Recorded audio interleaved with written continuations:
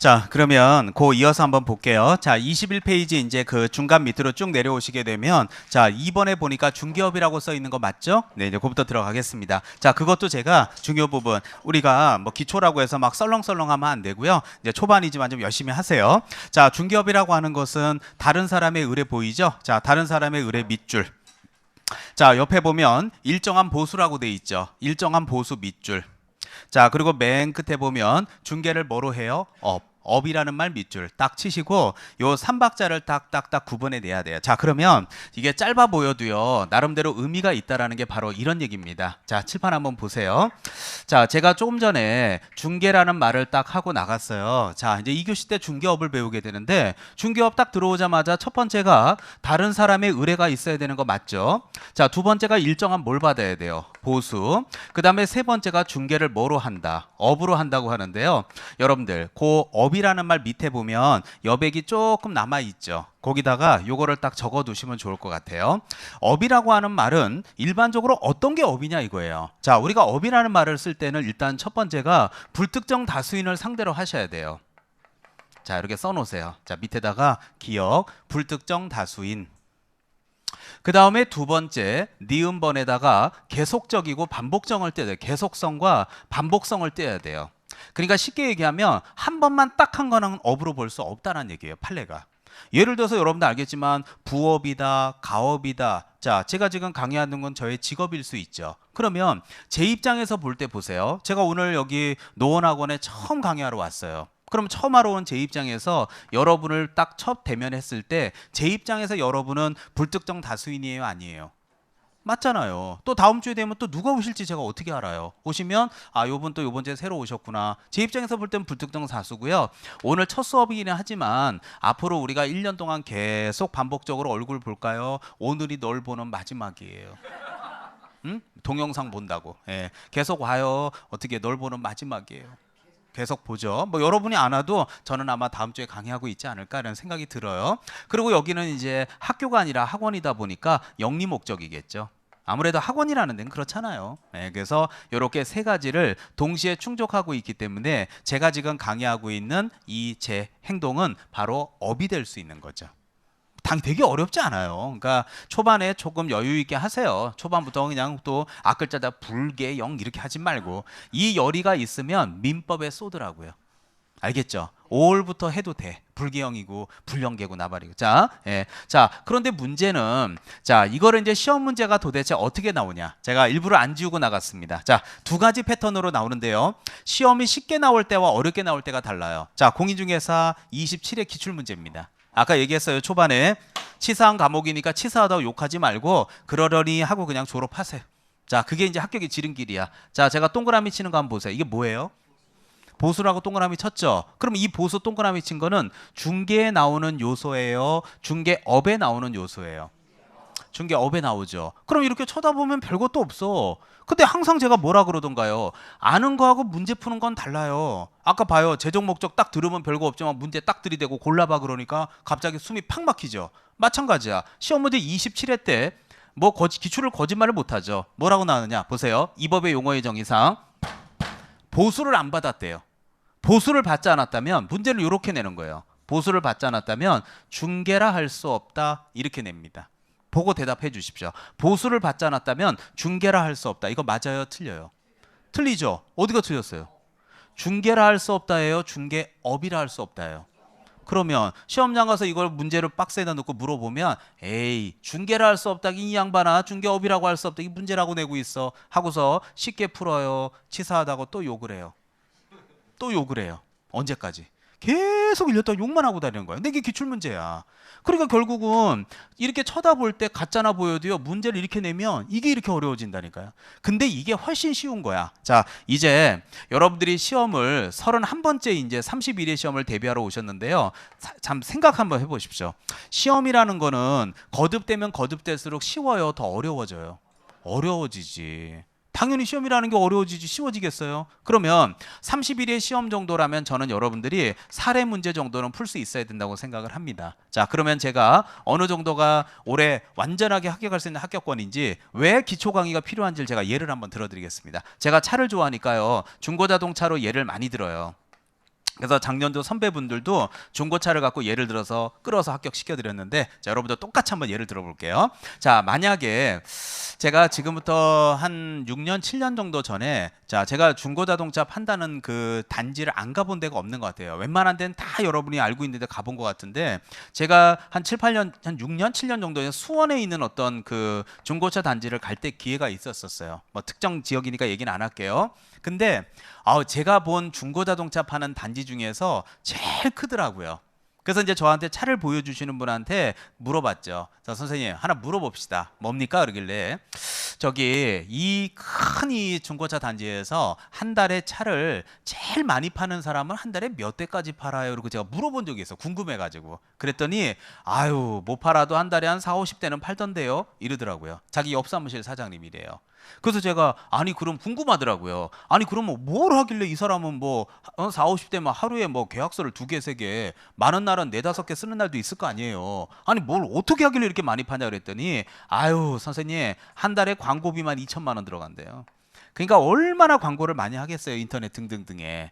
그러니까 이제 이렇게 많이 하기 때문에 이렇게 많이 한다고 얘기하대요. 그러면 자 이분이 그분이라고 칠게요. 한 달에 한 40대 50대씩 차 파는 딜러라고 칠게요. 그러면 이분한테는요 거래처도 많이 있을까요 없을까요? 자 그냥 임 사장으로 할게요. 그러면 거래처 김 사장이 어느 날 전화 왔어요. 자 임 사장, 김 사장님 뭐 오늘은 무슨 차를 또 어떻게 도와드릴까요? 아이 그게 아니라 임 사장, 아예 내가 여기 수원에 땅이 좀 있잖아. 아 예 김 사장님, 아 그거 좀 팔아줘. 아 임 사장이 그 거래처 많잖아. 그 내가 팔아주면 내가 그거 알아서 내 좀 인사할게. 하자. 여기는 임 사장인 제가 이 동네에 그래도 잘 나가는 박 사장한테 연락해 갖고요. 요 땅을 한번 다리 역할을 했을 수 있죠. 아 예를 들어서 이해를 시키는 거예요. 아 그래서 어떻게 저녁에 술 한잔 먹고 이렇게 하다 보니까 가격이 맞아가지고 어떻게 계약서를 쓰게 되는 일이 생긴 거야. 그러면 이제 그래도 제가 임 사장인 제가 다리 역할을 한 거예요 안 한 거예요? 했죠. 아 그랬더니 여기 김 사장이 임 사장한테 아 고맙다고 임 사장. 아 내가 뭐 그래도 입 닫고 그런 사람 아니니까 내가 이거 땅 이거 8억짜리 팔아줬으니까 내가 그래도 수수료 500은 줄게. 예, 한 300 줄게 해서 한 800이 생긴 거야. 그거 가만히 800만 원 받아놓고 생각해 보니까 짭짤한 거야 이게.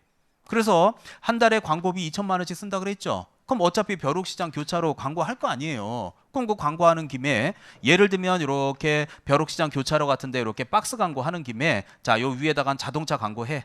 뭐 소나타가 몇 년식이고 어쩌고 저쩌고 광고하는데 요 밑에다가 그냥 조금 여백 둬가지고 부동산도 광고할 수 있죠. 아 그래갖고 이렇게 의뢰받은 거 이렇게 손님 것들 이렇게 했는데 1년에 한 대여섯 건씩 하는데요. 요게 짭짤해요. 그러면 처음일 때는 임금 부동산들에서 몰랐겠지만 이거를 계속적으로 광고를 내다 보면요. 자동차 하는 거와 같이 한다라는 걸 임금 부동산에서 알게 되겠죠. 그러면 냅둬요, 찔러요. 오늘 유일하게 일치된 대답은 찔러예요. 자, 알았어요. 찔러요. 그러면 이제 찌르는 순간 자, 여기 임 사장의 이런 행위가 공인중개사법 제2조 3호에 있는 중개업이냐 아니냐 이렇게 물어봐요. 어때요? 이게 지금 최근 수준이야. 여러분이 선택을 해봐. 봐요. 어차피 합격을 해야 돼. 근데 기출문제는 이미 나와 있어. 2가지 지금 제가 강의를 했거든요. 첫 번째, 단순하게 앞글자 따서 중그알 다보업 앞글자 따서 보는 중개가 아니라 중개업에 나와. 중구알 다보 중구알 다보 중구알 다보 이렇게 해갖고 말장난 치지마. 틀렸잖아. 틀린 걸로 다. 이게 1번의 패턴이고 2번째 패턴은 이게 몸에 녹아들어서 사례 문제로 푸는 게 2번째 패턴이야. 그럼 여러분 생각해봐. 자 말장난 치는 게 나요? 사례가 나? 아니 아까 욕했잖아. 말장난 친다고. 그렇잖아요. 그럼 사례가 낫지. 근데 이 사례를 갖다 문제를 내면 이 사례를 읽고 이게 몸에 배갖고 과연 우러나올 수 있겠나 생각해봐. 쉽지 않아요. 그래서 결국은 안 배운 느낌이 확 드는 거야. 그러니까 결국은 이게 훨씬 어렵거든. 그래서 여러분은 이렇게 말장난 치는 문제가 나오잖아요. 욕을 하면 안 되고 오히려 더 고맙다 그래야 돼 사실은. 이렇게 40개 깔면 몇 명이나 합격하겠어요? 자 그렇다면 자 이게 중개업이냐 아니냐 물어봤죠. 그럼 답을 써야 될 거 아니야. 그럼 답을 쓸 때 자 시험장 가서 이 문제가 딱 나오면 1년 동안 임선정이는 다른 사람의 의뢰 일정한 보수 중개를 업을 강의했으니까 이게 여기에 녹아 들어가 있는지 확인을 한번 해보잔 말이에요. 자 첫 번째 자 보시죠. 자 여기 임 사장한테 김 사장이 이만저만 수원에 땅 팔아달라고 의뢰했어요? 의뢰 안 했어요? 의뢰했잖아요. 임 사장. 아이 내가 입 닫고 그럴 사람 아니야. 일단 좀 어떻게 해봐. 내가 알아서 내가 인사할게. 알겠습니다. 기다려보세요. 김 사장님. 해서 의뢰했잖아. 그리고 나중에 500이든 800이든 받았어요? 안 받았어요? 받았잖아요. 공짜로 하지는 않잖아요. 광고도 하고 이랬는데. 마지막 세 번째, 업이라는 얘기는요, 영리 목적으로 하는 거 맞죠? 여기 임 사장 굳이 왜 이렇게 광고까지 내가면서 도와준 거예요? 에? 돈 벌려고 한 거예요? 수원의 발전이에요. 아니 무슨 얼어 죽을 수원의 발전이야. 광고비를 한 대 2천만씩 써가면서 거기다 광고하고 있는데. 자, 다시 수원의 발전이에요, 영리 목적이에요? 그러니까 누가 봐도 영리지. 무슨 수원의 발전을 위해서 이 한 몸을 기여해. 말도 안 되는 소리 하고 있어. 그러니까 영리 목적이지. 계속했지. 불뚝 뭐가 틀린 게 있냔 말이야. 지금 제가 여기다 김 사장이라고 썼지만 꼭 김 사장만 얘기해야 돼요? 아니면 뭐 허 사장도 얘기해도 돼요? 그러니까 그건 불특정 다수인 거지. 뭐 누가 전화 올지 어떻게 알겠어. 그러니까 지금 아닌 게 뭐가 있어.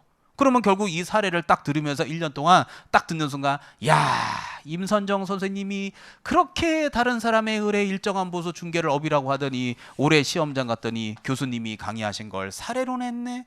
아유, 너무너무 쉽네. 이래서 합격하는 사람이 몇 명이나 있겠냐고요. 대부분 안 배웠다 그러지. 네가 중고자동차 딜러로 언제 강의했어? 내시 중고자동차 들어본 적도 없어. 내가 아주 그냥. 할 사람들이 열에 아홉이고 그중에 한두 명이 딱 몸에 배워서 1년 동안 죽으라고 조문 들고 암기해서 사례로 풀어내. 근데 그냥 합격률이 엄청 저조하지. 그러니까 두 가지야. 말장난 쳐서 보수는 중개에 나와 중개업에 나와가 첫 번째 패턴. 두 번째, 사례로 나오는 패턴. 어떤 게 더 합격률이 높겠어요? 말장난이 훨씬 높아. 그러니까 욕할 필요 없어. 그렇게 나오면 오히려 전 고맙다고 욕을 해야 돼. 고맙다고. 그죠? 근데 사람들은 대부분 사례 문제 나오면 욕을 안 해. 왜? 어디서 나온지 모르니까 욕을 안 해. 근데 말장난 치는 문제 나오면 어디서 나온지를 아니까 일단 욕을 하고 시작을 해. 근데 그게 정말 바보 같은 짓이에요. 근데 결론은 말장난을 치던 사례 문제를 나오던 다른 사람의 의뢰 일정한 보수는 몸에 배어 있어야 되겠죠. 그게 여러분들 지금 갖고 있는 기초서에 다 적혀 있어요. 해봐야 그 말한다 빼고 나면 한 줄밖에 더 돼요. 합격은 끝이 아니라 시작이죠. 공인중개사는 인맥이 정말 중요하거든요. 진짜 인맥을 쌓고 싶다면 에듀윌에서 시작하세요.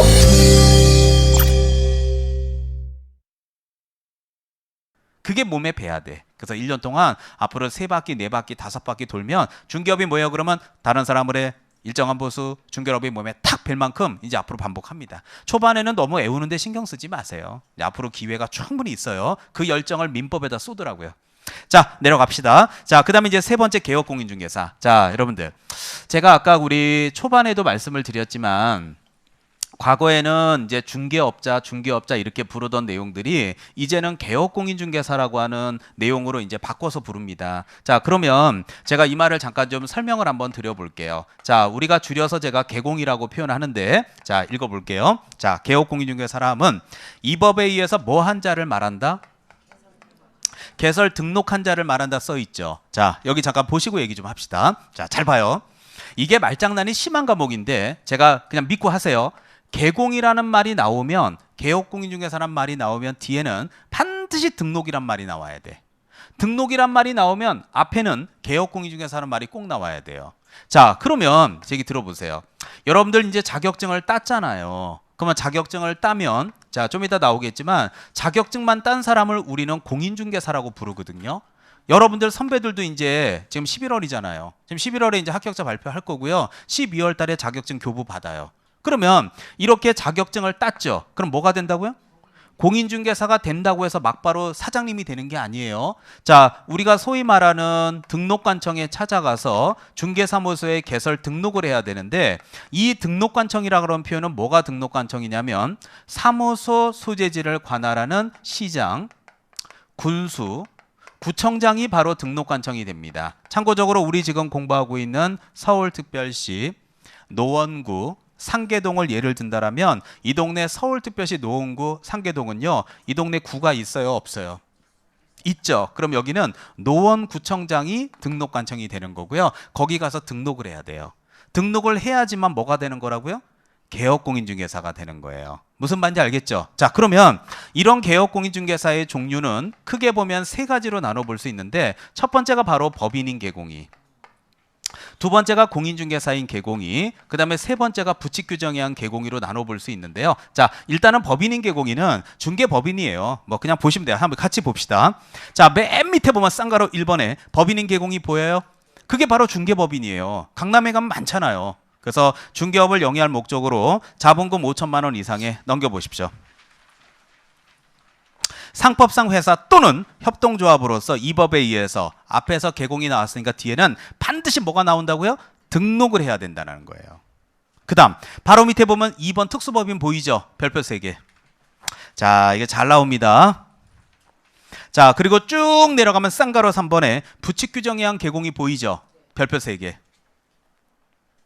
요 두 개가 지금 개업 공인중개사에서 가장 시험에 잘 나오는 두 개예요. 자, 일단 특수법인부터 한번 제가 설명을 드릴게요. 자, 특수법인은 자, 제가 강의하는 공인중개사법에 의해서 중개업을 영위하는 법인이에요? 다른 법률 규정에 의해서 영위해요? 다른 법률이죠. 그래서 거기 보면 지역 농업협동조합, 한국자산관리공사, 지역산림조합, 산업단지 관리기관 이렇게 4개가 있는데요. 초반부터 다 하려다 쓰러져서 3월에 포기하지 마시고요. 초반에 하나만 합시다. 한 바퀴당 하나씩만 해도 시간은 충분해. 그중에서 제일 시험에 잘 나오는 게 바로 지역 농업협동조합이 제일 잘 나와요. 요번 달에는 그것만 외웁니다. 자, 줄여서 제가 지역 농협이라고 강의를 할게요. 그러면 지역 농협은 밑에 보면 근거 법률이 무슨 법? 자, 바로 밑에 근거 법률이 무슨 법? 농업협동조합법이에요? 공인중개사법이에요? 농업협동조합법이니까 얘네들은 공인중개사법이 아닌데도 중개업을 할 수 있어. 그래서 얘네들은 다른 법률 규정에서 중개업을 하고 얘네들을 공인중개사법에는 특수법인이라고 불러요. 그럼 얘네들은 도대체 어떤 걸 할 수 있는데 밑에 보시면 중개업의 등록은 X 안 한다는 얘기고요. 등록 기준도 적용 X 안 한다는 얘기고요. 자, 밑에 보면 무슨 범위? 업무 범위라고 써 있는 거 보이죠? 자, 그 내용을 보고 대답을 한번 해주세요. 누구를 대상으로? 조합원을 대상으로 뭐를? 농지의 매매기원 임대차를 도와줄 수 있다고 돼 있죠. 그래서 걔네들은 다른 거는 안 돼. 조합원을 대상으로 농지만 도와줄 수 있어. 자, 그럼 제가 한번 예를 들어서 설명을 한번 드려보겠습니다. 자, 칠판 한번 보시죠. 자, 이 법인 중에서도 제일 시험에 잘 나오는 게 바로 특수법인이에요. 근데 이 특수법인 중에서도 기초 강의 때 꼭 알아야 되는 게 지역 농협, 농업협동조합을 줄여서 제가 농협이라고 부르겠습니다. 자, 들어보세요. 그런데 이 지역 농협이 무슨 말이냐? A라는 사람이 이렇게 땅을 농지를 가지고 있다고 칠게요. 그래서 이제 여기다 이제 농사를 딱 지셨는데 여러분들 우리 작년도 그랬지만 특히 올해 자 태풍이 막 몇 개씩이나 올라오지 않았나요? 여기 중부지방은 크게 피해온 거 없지만 남부지방은 많잖아요. 제주도 이런 데들은. 그 여기는 이분이 밑에서 남부지방에서 농사 짓고 있는데 아니 올해 농사 완전히 쑥대밭된 거야. 근데 더 웃긴 건 작년에도 그랬어. 그런데 올해 이제 작년에도 쑥대밭에서 올해 자 농협에 가서 만약에 5천만 원을 대출 받아가지고 또 농사 졌을 수 있죠. 근데 올해도 태풍이 몇 개 올라와갖고 올해도 완전히 농사 망친 거야. 그러면 결국 농협에서는 A한테 돈 갚아라. A는 농협에다가 농사 안 져서 안 되는데 일부러 안 갚냐. 나 돈이 없다. 그럼 어떻게 해? 농협이 자기 자본금 회수해야 돼, 안 해야 돼요? 그럼 어떻게 이거 경매 붙여야지. 그 농지가 그래서 경매 나오는 거 아니겠어요? 근데 A가 농협이 하는 말 아니 그러면 이거 경매 붙이면 이거 빚 갖고 나면 난 손해 지는 거 하나도 없으니까 그렇게 하지 말고 이 농지를 농협에다 얘기할 수 있죠. 좀 팔아달라고. 팔아서 당신들 5천만 원 받으면 되지 그걸 꼭 치사하게 경매를 붙여야 될 이유는 없지 않냐고. 그래서 여기는 농협에서 조합원인 B를 상대로 알아봐 줄 수 있죠. 그래갖고 결국 여기는 A하고 B하고 관계에서 이렇게 매매 계약을 도와줬어요. 1억 원에. 그러면 이제 1억에서 농협이 5천만 원 받으면 되죠. 그럼 농협은 이렇게 매매하면서 대금에서 회수해도 돼요? 반드시 경매로만 회수해야 돼요? 대금에서 회수해도 되잖아요. 이게 더 안전하고 더 서로 편하잖아요. 굳이 뭐 얼굴 붉혀가면서 경매 붙일 필요는 없잖아요. 그러면 결국은 농협은 농지를 지금 매매 계약을 도와준 거예요? 안 도와준 거예요? 도와준 거잖아. 근데 여러분들처럼 자격증 따가지고 앞으로 사무실 내서 중개업을 저 지방 가서 하신다면 농지 매매 도와줄 수 있잖아. 근데 여러분은 자격증이 필요하잖아요. 근데 얘네들은 자격증이 없이 하잖아. 그래서 얘네들은 특수법인이라고 부른다는 얘기예요. 그러면 농협이 지금 제가 하는 간단한 샘플을 들어보시면 농협이 이렇게 대출금을 회수하기 위해서 이렇게 농지의 매매를 도와주는 이 그림을 보는 순간 야 얘네들 자격증 없이 너무 해먹는 느낌이에요. 원래 업무의 연장선 같은 느낌이 들어요. 그냥 원래 업무의 연장선 같은 느낌이 들지 야 지점장이 자격증이 없는데 매매계약서를 써? 이것들 웃기는 것들 아니야? 이런 느낌은 별로 안 들죠. 그래서 농업협동조합법 제57조에는 조합원을 대상으로 농지에 매매, 교환, 임대차는 도와줄 수 있다고 이런 특례 규정이 있는 거예요. 그렇기 때문에 얘네들은 자격증이 없어도 할 수 있다 그래갖고 얘네들을 바로 우리가 특수법인이라고 부르게 되는 거예요. 그런데 얘네들은 뭐만 한다고요? 뭐만 취급해요? 농지만. 근데 여러분은 앞으로 농지만 취급해요? 다 할 수 있어. 그러니까 얘네들은요 온리 농지만 해. 그러나 여러분은 대부분 공인으로 하게 되면 다 할 수 있죠. 상가, 빌라, 연립, 다가구, 다세대, 뭐 임야 다 할 수 있어. 그러면 보험을 든다면 보험료가 여러분이 더 비쌀까요? 농협이 더 비쌀까요? 여러분이 훨씬 비싸겠죠. 그래서 그 밑에 업무보증금 한번 보세요. 밑에 업무보증금을 보면 지역농협은 얼마? 1,000만 원. 나머지는 2억. 그러니까 당연히 그 1,000만 원이 중요하니까 시험에 잘 나오겠지. 그러니까 그거를 이 초반 때 기초 때 들어보면 안 외워도 되는 것들이 외워져요. 한 두 바퀴 들어봐. 근데 그냥 마지막에 갖고 그냥 나 죽는다고 맨날 외워. 1,000, 2억, 2억, 2억, 1,000, 왜 그래 몰라. 1,000이야, 1,000이야. 아 물론 합격은 하겠지. 그러나 얼마나 힘들겠어요 공부가. 그래서 공부가 어려워지는 거야. 근데 가만히 들어보면 아무것도 없어요. 그러면 얘네들은요, 잘 생각해봐요. 얘네들은 농업협동조합법이에요, 공인중개사법이에요. 농업협동조합법에 이런 걸 할 수 있다고 써 있죠. 그러니까 아까 위에 봐봐요. 중개업 등록 있죠. 아까 근거법률 밑에가 뭐예요? 중개업 등록. 공인중개사법에 따라서 구청 가서 등록해요, 안 해도 돼? 아 농협이 그냥 하는 건데 무슨 등록을 해? 그리고 공인중개사법으로 만들어진 애가 아니잖아요. 그러니까 중개사법에 있는 등록 기준도 적용 안 하겠지. 이해 가요? 다 외워지잖아. 이렇게 수업 들으면 편하게 할 걸 집에서 혼자 공부하려면 그걸 그냥 암기한다고 그냥 XXX, OXXX 이러고 앉아있어요. 아무 소용없는 짓. 그래서 오늘 지역농협은 꼭 기억하십시오. 자, 나머진 보시고요. 자, 밑에 보면 2번에 공인중개사인 개공이. 자, 시중에 우리 사무실 나가보면 거의 대부분 거의 98%, 99%가 공인중개사인 개공이죠. 자격증 딱 따서 노원구청 가서 등록하면 공인중개사인 개공이 됩니다. 자, 밑에 보면 세 번째 무슨 규정에 의한 부칙 규정에 의한 개공이. 그게 오늘 수업에서 가장 이해하기 어려운 부분인데 가장 쉽게 제가 설명을 해줄게요. 동법 부칙 제6조 2항 규정에 따라서 개설 등록을 한 거예요. 개설 등록한 것으로 보는 자예요. 자, 한 것으로 보는 자라는 말을 밑줄을 딱 쳐놓으시고 왜 이들은 개설 등록을 안 해도 그냥 봐주는지를 지금부터 저하고 연구를 한번 해보자고요. 자, 됐나요? 자, 칠판 보시죠. 자, 요거 중요합니다. 요 특수법인 시험에 잘 나오고요. 또 하나가 여기 부칙 규정 요거는 시험에 당연히 잘 나옵니다. 자, 반드시 알아둬야 됩니다. 자, 지금부터 부칙 규정을 연구를 한번 해봅시다. 자, 칠판 한번 보시죠. 자, 제가 요 기초나 요 기본 강의 때 이렇게 부칙 개공의를 많이 설명을 드리는데요. 이제 앞으로 제가 심화 수업을 들어가면 부칙 개공의가 뭡니까? 이렇게 질문이 오면 저는 쉬는 시간에 이런 질문 받는 순간 기초 기본 강의 보라고 떠넘길 거예요. 자, 기초 기본 때는 차근차근 기초부터 시작하도록 하겠습니다. 자, 들어보세요. 여러분이 이제 지금 공인중개사 시험을 보는 게 벌써 31번째인데요. 공인중개사 1회 시험은 85년도에 있었습니다. 그러면 그 85년도 전에도 60년대, 70년대 때 이 동네에 중개업을 하는 분들이 있었을까요? 아예 없었을까요? 그때 복덕방이라는 거 들어보셨죠? 저보다 연세 많으신 분은 다 아실 거예요. 그러면 그분들은 복덕방은 어떤 근거를 갖고 중개업을 했는지 그게 바로 부칙개공의의 시작이에요. 한번 들어보시면 자, 쭉 연결해 볼게요. 자, 요렇게 60년대 때, 70년대 때 있죠. 저 어렸을 때 보면 동네마다 요렇게 복덕방이라고 있었어요. 복덕방. 저 어렸을 때 그 아직도 기억나요. 제가 살던 저희 이제 할머니하고 같이 살았는데 친할머니하고요. 그때 이렇게 보면 그 버스를 타려고 이렇게 가보면 버스 정류장 앞에 이렇게 복덕방이라 그래갖고 있었는데 그때는 지금처럼 무슨 뭐 LED 간판 이런 게 있는 게 아니잖아요. 그때 이렇게 보면 나무 간판이죠. 나무 간판. 이렇게 나무 간판 길게 이렇게 해갖고 제 어렸을 때 기억으로 복덕방 이렇게 써 있고 막 이랬어요. 그리고 버스 정류장에 보면 어렸을 때 지금이야 초등학교지만 그땐 국민학교라고 불렀잖아요. 그때 보면 이렇게 구멍이 이렇게 뚫려 있어갖고 그때 여러분들 알아요? 토큰.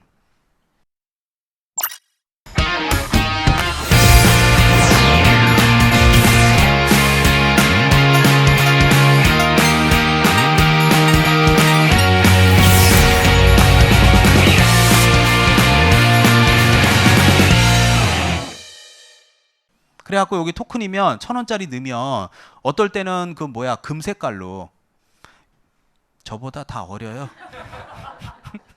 내가 여기 최고 연장자야.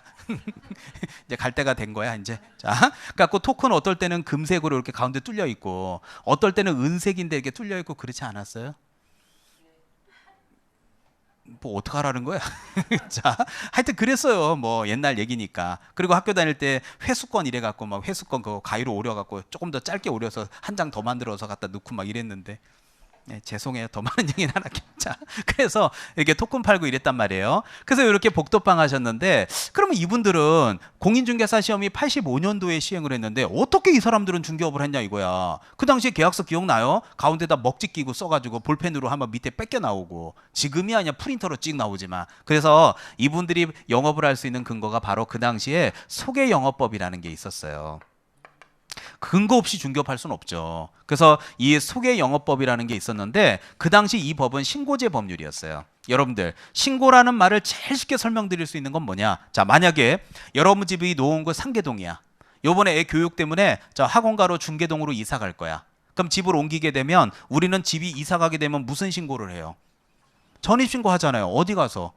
동사무소 가서. 그럼 동사무소 가서 전입신고 하잖아요. 요 신고. 그럼 전입신고할 때는 일정한 자격이나 요건이 충족돼야 돼요. 아무나 그냥 이사 가면 다 하는 거야. 그냥 아무나 이사 가면 다 하는 거지 뭐. 야, 당신 말이야 여기서 학원 다니냐고. 네. 당신 민법 60 안 나오면 중계동으로 이사 오지 말라고. 그 자격증 그 저 성적표 띄워오라고. 그런 거 없어요. 그냥 이사 가면 하는 거야. 그럼 이 사람도 봐봐요. 무슨 죄라고요? 그러면 그 당시에 소개영업법에 시구 읍면장이라고 돼 있었는데, 시구 읍면장에 가갖고요, 저 요 복도방 해볼랍니다. 저 중개 다리 역할 소개영업 해볼랍니다. 하면은 그냥 신고하면 그냥 하라 그래. 내줘요. 그럼 아무나 그냥 하는 거야. 시험제도가 없었으니까. 그거 아무나 하는 거지. 그런데 이분들이요, 잘 생각해봐요. 60년대, 70년대 때부터 영업을 해왔지만 지금까지도 현재 몸 건강하게 영업하시는 분들이 현재도 존재하고 있을까요? 다 돌아가셨을까요? 돌아가시진 않았죠. 존재하는 분이 있죠. 그분들이 오늘날 부칙개공이가 되는 거예요. 근데 자, 이제 들어봐요. 왜 부칙이라고 부르는지를 알아야 될 거 아니에요? 자, 그러다가 이제 국가에서는 야, 안 되겠다. 우리도 외국처럼 조금 전문화된 부동산 쪽에 전문가를 양성해보자. 이게 뭐냐, 그냥 먹지 깔고 쓰고 아무나 그냥 개나 소나 다 하고. 그래서 공인중개사법이 탄생하기 전에 84년도 4월 달부터 시행된 법이 있는데, 이게 바로 부동산 중개업법이라는 법이 있었어요. 그 당시 이 부동산 중개업법이라는 법은 일본에 있는 택지건물 추인업법이라는 법을 뺏겨가지고 급조해서 만든 법이었어요. 그런데 그 당시 초창기 법은 허가제 법률이었어요. 허가라는 것은요, 아무나 허가 내줘요. 일정한 요건을 충족해야 허가 내줘요. 그럼요. 그 요건 중에 하나가 자격증을 갖고 와야 돼. 그래서 이제 아무나 할 수 없게 스트릭트하게 관리하는 거야. 그래서 이제 허가제로 만들면서 자격증 시험제도 시행하겠다. 그래서 85년도에 공인중개사 1회 시험을 시행하게 된 거고요.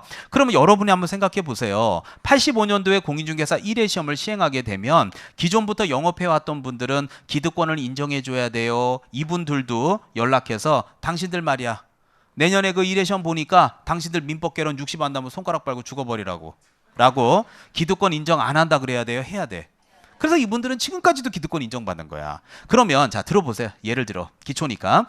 그래서 이 85년도 1회 시험 때는요, 합격자가 역대 이후에 지금까지 30회 시험까지 가장 많이 6만 5천 명 나왔어요. 예, 그러니까 항상 뭐든지 1회 시험 때를 따면 제일 좋아요. 근데 요때는 지금하고 다른 게, 요때는 사지선다였어요. 그래서 요때는 시험 문제가 한자로 나왔어요. 한자로.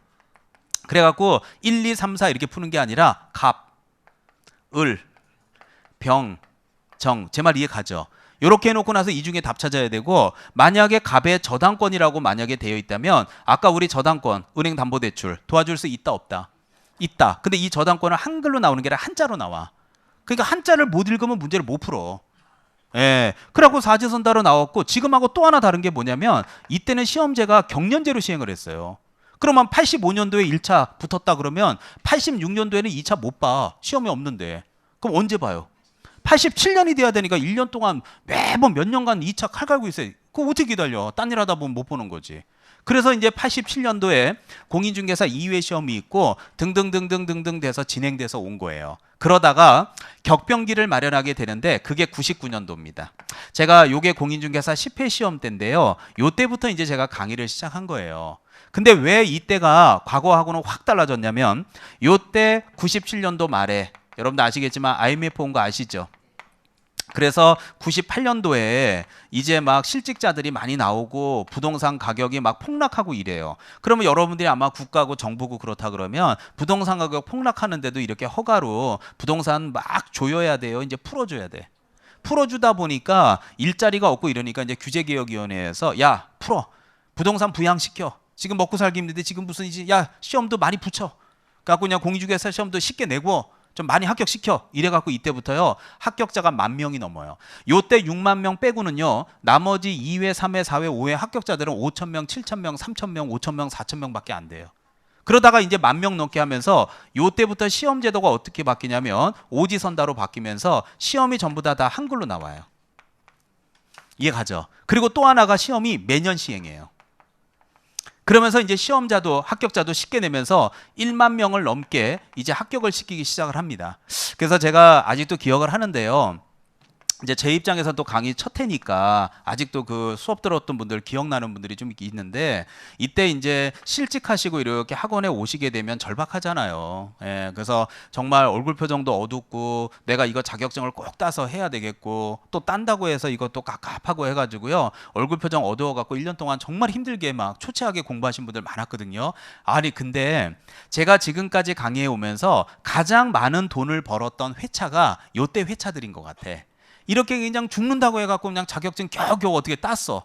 그런데 이제 이러고 나니까 경기 부양한답시고 아시겠지만 2000년도, 2001년도 여러분들 아실 거예요. 2002년도 이때 집값 엄청 뛰지 않았어요? 엄청 뛰었죠. 그러니까 이때 자격증 요때 10회, 11회, 12회 요때 있죠. 요때 선배들 자격증 따신 분들은요. 따갖고 오픈하자마자 막 집값이 뛰니까 찍고 팔으면 돌리고 분양권 사서 넘기면 5천 먹고 3천 먹고 딴 데 가서 떴다방지 타고 막 이러다 보니까 제가 아는 지인은 집이 30채가 넘어. 예. 그러니까 30채가 넘으니까 남편이 월급 300 갖다 주니까 집꼬리만한 거 갖다 주면서 밥 차리라 그런다고 이혼하고 막 이러는 거예요, 이게. 자. 예. 막 이런 일이 벌어지는 거예요, 이게. 그러니까 막 이게 엄청났거든요. 그러면서 이제 공인중개사 시험이 요게 2004년도 막 이럴 때 오잖아요. 요게 공인중개사 15회인데 요때 이제 드디어 응시인원이 30만 명이 넘어가요. 그래서 요때 9시 뉴스에 뭐라고 나온지 알아요? 수능 시험 이후에 최고의 시험이다. 막 이래갖고 난리가 났었어요, 이때. 그래서 이제 그러다 보니까 국가에서 야, 안 되겠다. 이거 뭐 부동산 너무 가열되는 거 아니야. 그래갖고 공인중개사 15회 시험에 한번 어마어마한 일이 벌어져요. 어떤 일이 벌어졌냐면 절대평가인데 시험이 끝나고 나서 합격자가 합격률이 1.08%야. 참고적으로 지금 오전반에 100분이 앉아 계시면 여기 몇 명이 합격하는 거예요? 한 명이 합격하는 거지 1%니까. 어마어마한 거죠. 99명이 떨어져. 그럼 어떤 식으로 문제를 냈길래? 아까 얘기했잖아요. 부동산학개론은 하나도 책이 없는 것만 다 낸다니까. 그럼 1차에서 다 떨어뜨리는 거야. 그중에서 어떻게 2차만 하는 사람이 있을 거 아니에요. 15회 때. 그죠? 그런 사람들 중에서도 진짜 운 좋게 찍었는데 합격하는 사람 진짜 한 명 뽑는 거야. 그러니 뭐 어느 학원에서는 합격자가 한 명도 안 나오지. 그래가지고 공인중개사 아직도 제가 기억나요. 2005년도에 16회 시험을 시행을 해야 되잖아요. 그런데 15회 이제 요분들이 제가 아직도 기억나는 게 떨어지니까 막 뿔딱지 나니까 막 학원들 와서 유리창 깨진 경우도 막 이랬어요. 그래서 학원 원장님들이 어떻게 해야 돼요? 시청 앞에 모여갖고 데모했잖아. 여러분 네이버 한번 찾아봐요. 예, 그래갖고 시청 앞에 모여갖고 12월 달인데 데모하는데 아 그날 눈 오고 그래갖고 되게 추웠어요. 그래갖고 밑에 지하차도 가서 달달 떨다가 올라와서 예, 막 올라갔다 다 또 안 올라오면 또 욕 먹으니까. 예, 그래서 그때 막 수강생들이 아직도 기억나 플랜카드 들고 문제가 엄청 어렵잖아. 더더군다나 지문이요 어떻게 사례 문제로 내면서 1번 5줄, 2번 4줄, 3번 5줄, 5번 5줄, 6 뭐 이런 식으로 문제 지문을 내니까 문제 안에가 길이가 이래 논문이야. 근데 중요한 건 지금하고 달리 그 당시에는 40분이었어. 40문제 푸는데 지금은 50분 주거든요. 그러니까 얼마나 뭐 읽지도 못해 연세 드신 분들은. 그때 플랜카드 제목이 뭔지 알아요? 네가 풀어봐라 40분에. 네가 풀어보라 이 읽지도 못해 이놈아. 학개론인지 공법인지 알 수가 없다. 자격시험이냐 고시냐 니들이 답해라 뭐 이런 거 있잖아. 아니 무슨 자격시험이 합격자가 1%야. 이건 사법고시면 이럴 수 있지만 너무한 거지 이게. 그래가지고 그냥 난리가 났었어요 이 당시에. 예, 기초 수업이니까 얘기해 주는 거예요. 이제 시험 한두 달 남았으면 이게 농담하면 안 되죠. 그러다 보니까 이제 이때 16회 때 있잖아요. 아직도 제가 기억나는 게 요 16회 때 자 2005년도에 처음 공부하는 분들이 있을 수 있죠. 그런데 이분들은 이분들대로인데 요분들은 15회 추가 시험을 또 2005년도에 했거든요. 그러다 보면 어떤 일이 벌어졌냐면 진짜 이거 제 강의 인생에 제가 진짜 링게로 맞으면서 수업했던 처음이에요. 저도 운동 많이 해서 나름 건강하다고 생각을 했는데 예를 들어서 지금 오전반 지금 제가 수업하고 있잖아요. 그쵸? 그래서 요거를 시험을 5월 달에 시행하고 요거를 11월 달에 시행하겠다 해서 1년에 2번을 하게 된 거야. 그러면 지금 1월 달이라고 칩시다. 오전반 수업을 하면 15회 추가 시험 오신 분하고 16회 때 첨원 두 사람이 지금 같이 앉아 있죠. 같이 앉아 있을 거 아니에요. 지금 1월이라면. 이해가죠? 12월 달에 데모하고 이제 재시험 한다 그러니까. 그럼 같이 앉아 있으면요. 저 오늘 자 이런 거 개공이는요. 뒤에 등록이 나와요. 반드시 동작구청, 노원구청, 구청 가서 등록해요. 그러면 16회 처음 오신 분은 어떤 생각이 들어요? 아 그렇구나. 오늘 많이 배우는구나. 여기 지금 데모하고 와서 앉아 있는 분들은 어떻게 유익해요? 지금 장난하세요? 아니 지금 장난하세요 지금? 지금 내일 모레 지금 시험장 가야 되는데 지금 기초 강의하면 어떡하라는 얘기냐고. 그러면 2교시 때 이제 수업을 좀 올려서 수업을 해요. 그럼 여기 16개 수강생들이 선생님 아니 그러면 접수를 받지를 말든지 아니 지금 이거 처음 이거 개강반이라고 왔더니 이거 지금 이거 뭐 어떻게 못 알아먹겠는데 지금 어떡하라는 얘기예요. 그러면 3교시 때는 눈치를 살살 봐. 올릴까 내릴까 살살 보고 아니 수업을 못 하겠어. 학원 3년 다니는 사람하고 오늘 처음 온 사람이 묶어놓고 지금 시험 수업이 되겠어요 이게. 그 다음에 이 사람들은 지금 데모하고 와서 지금 여차 뭐 지금 책상 어플판인데 지금 눈빛이 안 좋아 사람이 완전히. 그 수업이 안 되는 거야. 그래갖고 너무 힘들어가지고요. 학원들마다 어떻게 수업을 했냐면 오전반은 있잖아요. 16회 처음 오신 분들 상대로 기초 강의를 하고 그 다음에 이제 낮반을 만들어요. 낮반을. 그래서 2시 반부터 5시 반까지는 15회 추가 시험 오신 분들이 있죠. 근데 여기 15회 추가 시험 가시는 분들도 실력 없으면 기초반 듣고 낮에 또 심화반 듣고 이런 식으로. 그 다음에 이제 야간반이 또 있을 거 아니에요. 7시부터. 그럼 야간반은 16회와 15회 추가가 같이 할 수밖에 없잖아요. 뭐 어떻게 해요? 뭐 새벽 3시, 4시까지 수업할 수 없으니까. 근데 야간반은 별로 말이 없어요. 왜냐면 데모만 하고 온 거지 공부를 안 하거든 이들은. 그렇기 때문에 기초를 해줘도 그냥 다 새로워. 그래서 별로 느낌은. 근데 오전반들은 장난이 아니거든요.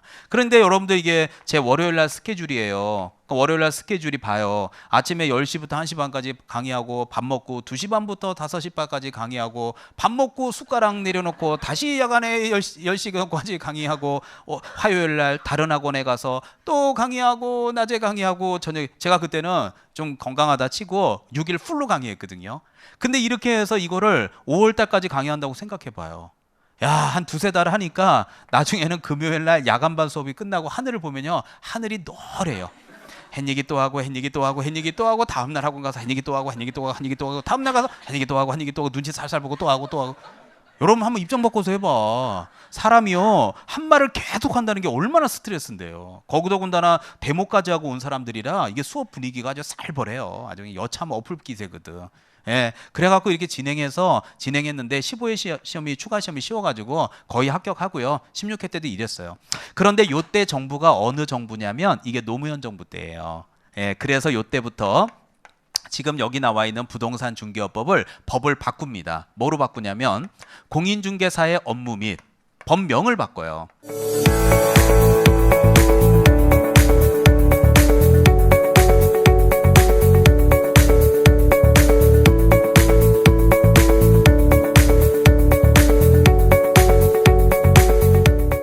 업무 및 부동산 거래 신고에 관한 법률로 법명을 바꿉니다. 여러분들 뭐 다 아시겠지만 과거에 노무현 정부 때 그 가장 부동산의 핵심 골자는 세금으로 집값 잡겠다 아니었어요? 그래서 양도소득세 세금 폭탄. 그래서 1가구 2주택은 양도세 50%, 1가구 3주택은 60%인데 양도소득세라고 하는 구조가 어떻게 되냐면 만약에 집을 3억에 샀어요. 와, 근데 1년 만에 집값이 5억이 된 거야. 이런 경우 있었죠. 그래요. 그러면 양도 차익이 얼마 생겨요? 2억이 생기죠. 그럼 양도 차익이 2억이면 2주택자라면 2억에 대해서 50%를 세금 내라는 거야. 그럼 양도세가 얼마예요? 1억 간단한 논리로. 그럼 여러분은 2억이 집값이 뛰어서 입이 찢어졌는데 세금을 1억 낸다 그러면 기꺼이 내겠어요? 아니 무슨 시야 세금을 더 걷어. 세금이 더 많은 거야. 왜? 이 집 살 때 취득세 냈잖아. 재산세 내잖아요. 의료보험, 연금, 중개, 보수 다 들어가잖아요. 더더군다나 이게 집을 살 때 전부 생돈으로 현금 주고 사요. 대출 받아서. 그럼 이자 나가는 것도 있잖아. 그러니까 자기는 1억을 못 먹는데 세금이 1억이면 어떤 사람이 세금을 달갑게 내겠냐고요. 그러니까 이제 집을 팔 때는 4억 5천에 팔았다고 이거를 다운계약서를 쓰는 거야. 이해 가죠? 그럼 다운계약서 쓰는 걸 국가에서는 알아요, 몰라요? 알지. 그러니까 결국 국가에서는 야, 니네들 앞으로 부동산이 거래가 되면 와서 신고해. 그래서 부동산 거래 신고 제도를 만든 거고 지금까지도 문재인 정부까지도 지금 시행되고 있는 거예요. 그러다가 자 들어보세요. 자 쭉 진행이 되어 오다가 2014년도 정확하게 9월 달에 이렇게 공인중개사의 업무 및 부동산 거래 신고에 관한 법률은 좀 전문성이 떨어진다. 왜? 변호사는 변호사법으로 영업하죠. 세무사 세무사법이 있죠. 그럼 여러분은 뭐로 영업해? 공인중개사의 업무 및 부동산 거래신고라는 법률이니까 너무 웃기잖아. 더더군다나 이 법에 따라서 중개업을 하는 사장님을 중개업자라고 불렀어요. 근데 여러분도 한번 생각해 봐요. 이렇게 시험이 어려운 시험을 따가지고 영업을 하고 있는데 예를 들을 수 있잖아요. 여러분이 여러분 친구분한테 야 니네 남편 뭐해? 우리 남편 변호사, 니네 남편 세무사, 회계사 이래요. 근데 한 친구가 니네 남편 뭐해? 그랬더니 우리 남편 업자. 우리 남편은 업자야 업자. 어때요? 전문성이 느껴져요? 사기꾼 냄새가 살살 나요. 이 어려운 시험을 붙어서 중개업을 하는데 우리는 업자가 되는 거야. 사자를 못 붙여. 그래서 저 협회에서 야 안 되겠다. 이게 업자가 뭐야 업자가 해가지고 이 법을 우리도 변호사는 변호사법, 변호사 사자 붙이고 변호사법 이렇게 단행법을 만들어야지 공인중개사 업무 및 거래신고법 이게 뭐냐 이 법명이 해갖고 이제 이때 요 법을 두 개를 쪼개요. 각 법으로. 그래서 이때부터 공인중개사법이라는 법은 별도로 탄생을 하면서 이때부터 이제 우리는 개업공인중개사라고 부르는 거야. 근데 저는 아직까지도 이 법도 좀 잘못된 것 같다는 생각이 들어요. 왜? 자 물어볼게요. 변호사예요? 개업 변호사예요? 변호사죠. 세무사예요? 개업 세무사야? 근데 우리는 공인중개사야? 개업 공인중개사야? 아니 뭐는 맨날 개업을 해 우리는. 난 아무리 봐도 웃겨 죽겠어 지금. 아니 그냥 공인중개사인데 뭐 우리 남편 뭐야 개업 공인중개사? 개업이 뭐가 그렇게 중요하다가 앞에다 개업을 넣어갖고 이런지 모르겠어요. 근데 왜 이게 부를 수밖에 없냐면 공인중개사라는 용어가 자격증 따갖고 집에다 가만히 보관하는 분들이거든요. 근데 그분들 중에서 자 노원구청 가서 등록을 하면 개업을 하게 되는 거죠. 그래서 그걸 구분하기 위해서 개업공인중개사 부른 건데 저는 그냥 자격증 따서 집에 보관하는 분은 안 부르면 안 돼? 그냥 합격자라고만 부르면 되잖아. 근데 굳이 공인중개사라고 부르고 사장님을 개업공인중개사 부르는 것도 웃겨. 그냥 사장님을 공인중개사라고 부르면 더 멋있지 않았을까? 지금도 아쉬움이 남는데 현행법이 이래요. 그래서 이제 지금까지 이렇게 시행되어서 지금 현재 법까지 이렇게 오게 되는 겁니다. 자 그런데 지금 이 당시에 잘 들어봐요. 자 지금 부칙개공이 하다 온 건데 이분들이 부동산 중개업법에 왔을 때는 이 법에는 뭐라고 불렀냐면 중개인이라고 불렀어요. 그래서 쭉 진행이 되어 왔는데 여기 공인중개사 업무 및 거래신고 법률이 있죠. 이때부터 중개인이라는 용어가 없어졌어요. 그래서 제가 그 당시에 국토교통부에 지금이 현재 국토교통부죠. 질의를 한번 한 적이 있는데 그래서 이분들은 부칙 규정에 의한 개공이라고 불러라 라고 얘기를 하더라고요. 그래서 이제 우리가 부칙 개공이가 된 건데 부칙이라는 말이 뭔지 제가 잠깐 설명드릴게요. 부칙이라는 건 뭐냐면 법이 만약에 1조부터 쭉 시행돼서 100조까지가 있다 그러면 100조 맨 밑에 부칙이라는 말이 이게 써 있어요. 부칙이 뭐냐면 부과된 규칙. 이 부칙에는 시행일이나 또는 경과 조치 있죠. 이런 것들이 있는 거예요. 이 경과 조치라는 건 뭐냐면 법이 시행이 되죠. 그럼 시행이 되면 시행되기 전에 사람들은 어떻게 할 건지에 대한 얘기가 있어야 될 거 아니에요. 그래서 여기 부칙에 경과 조치에 뭐라고 돼 있냐면 과거부터 소개 영업부부터 영업해온 저분들은 그냥 개설 등록을 한 것으로 본다 이렇게 그냥 법에서 정해놓은 거야. 부칙에서. 그럼 개설 등록 한 것으로 본다는 얘기는 실제로 개설 등록 한 거예요. 그냥 한 걸로 봐주는 거예요. 어디에 봐준다고 적혀 있어요? 부칙에. 그래서 그분들은 그냥 우리가 지금 현재는 부칙 규정에 의한 개업공인중개사라고밖에 못 부르는 거예요. 그러니까 이제 오늘 수업을 이렇게 장황하게 들어보면 결국 부칙 개공인은요. 과거 뭘 말하는 거예요? 복덕방 그 얘기인데 교재에다 복덕방이라고 쓸 수는 없잖아. 수업 들으면 되게 쉬운데 혼자서는 이제 끙끙 매고 있는 거예요 집에서.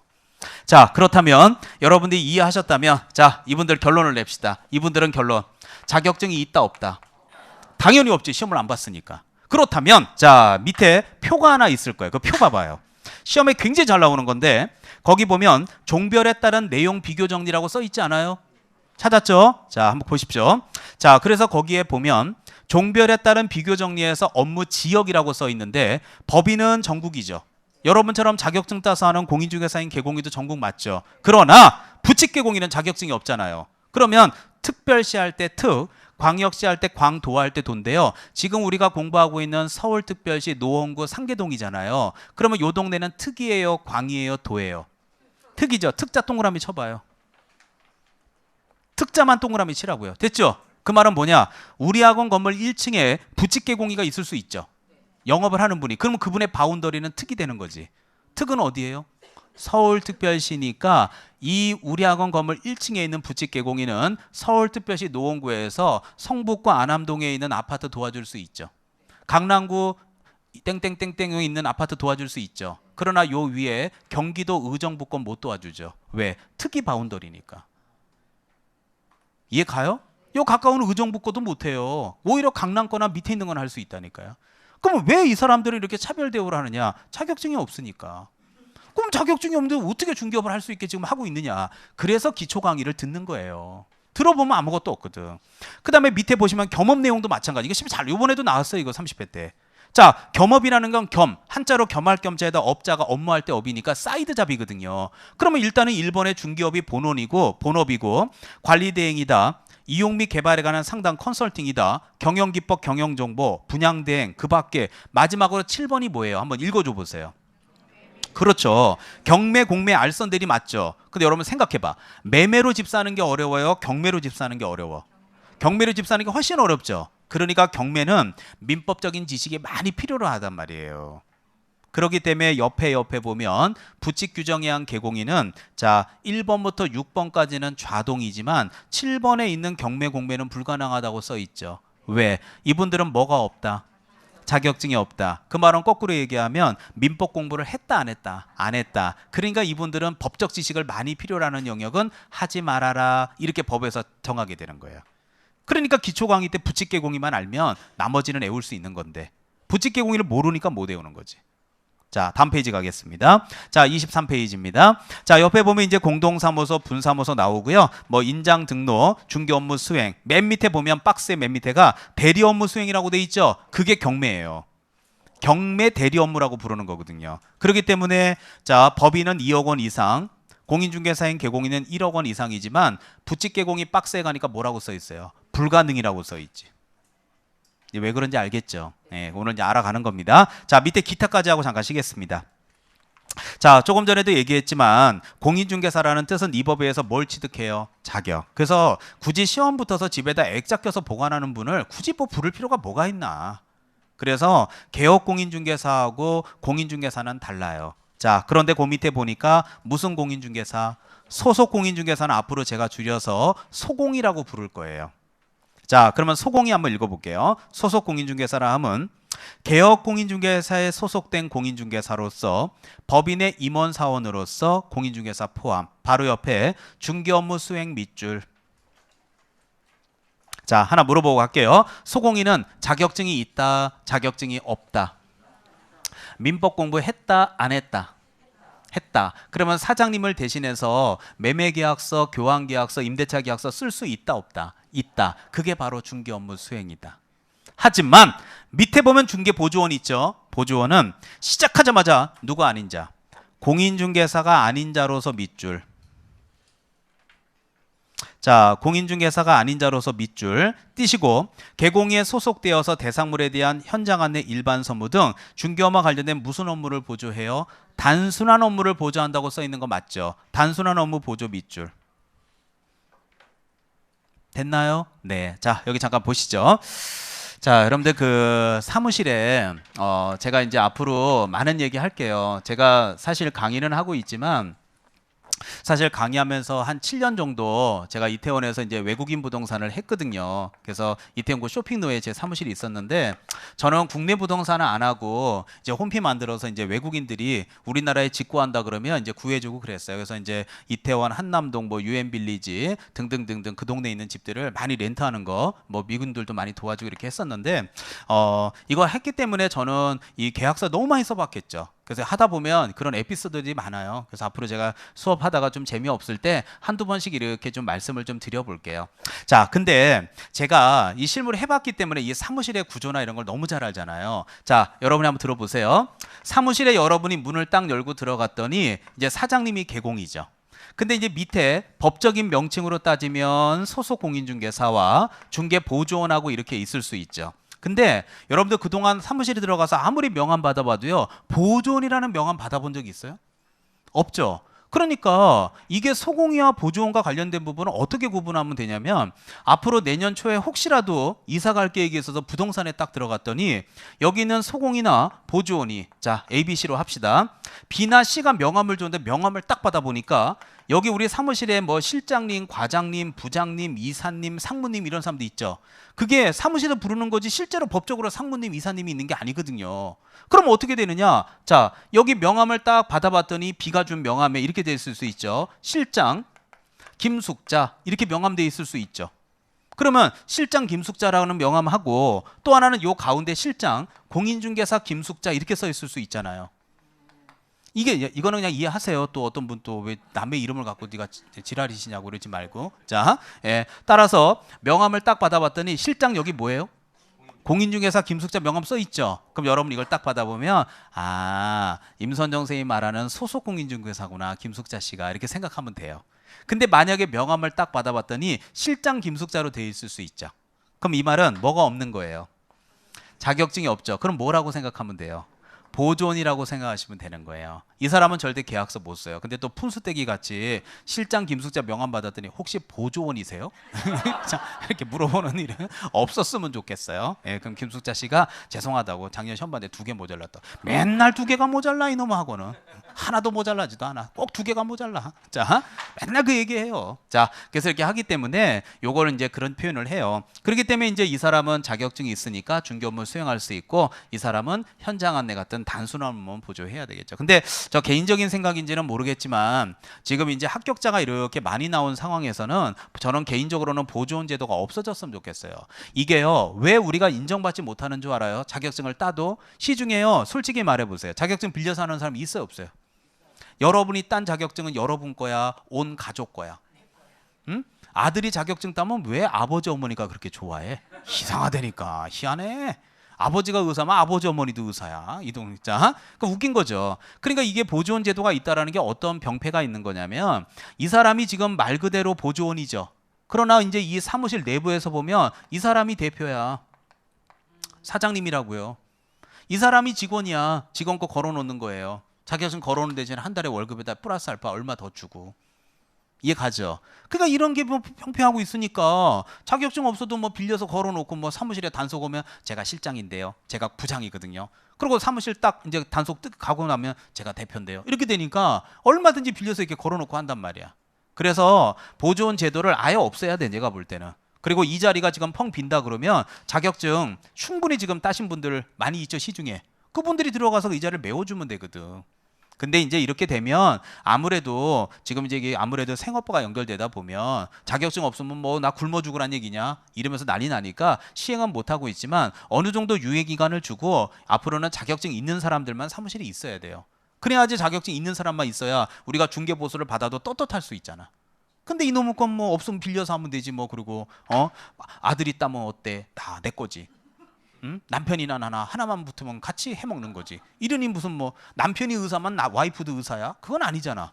근데 우리는 공인중개사 자격증 따면 온 가족께 돼. 그러니까 이런 병폐가 생기는 거야. 그래서 좀 없어져야 되는 제도 중에 하나가 바로 이 보조원 제도입니다. 자, 여기까지 기억하시고요. 잠깐 쉬었다 밑에 중개 대상물부터는 잠깐 쉬었다 오겠습니다. 잠깐 쉬겠습니다. 그런데 말입니다.